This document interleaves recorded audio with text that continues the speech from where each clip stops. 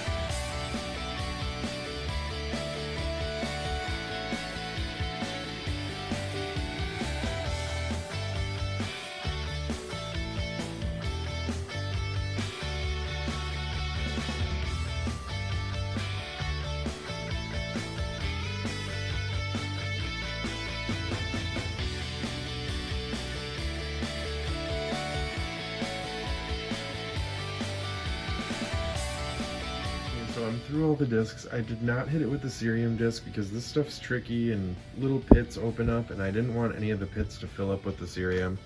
So this is what we ended up with. So here's the back right here in the bottom, and I left the back just like that, and I kind of did this ring all the way around the edge of it. So you actually get a little bit of silver flash in the top here, but then this is what we got for the front.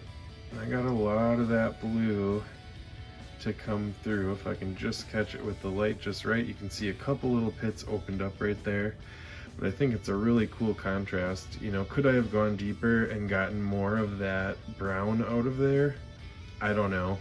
You know, I was scared that I was gonna go deeper and then more pits like those would open up, because those weren't in there, you know, after my 260 grit diamond disc, and then they just opened up after. So, but all in all, I think it did turn out really cool. I wanted to keep some really sharp lines, and I did that all the way around like the face of this.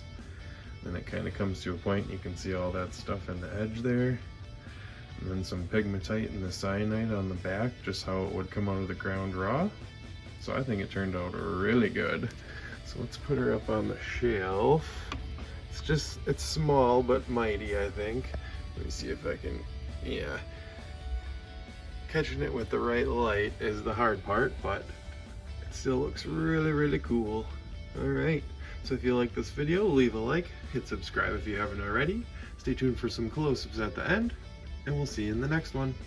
Bye-bye.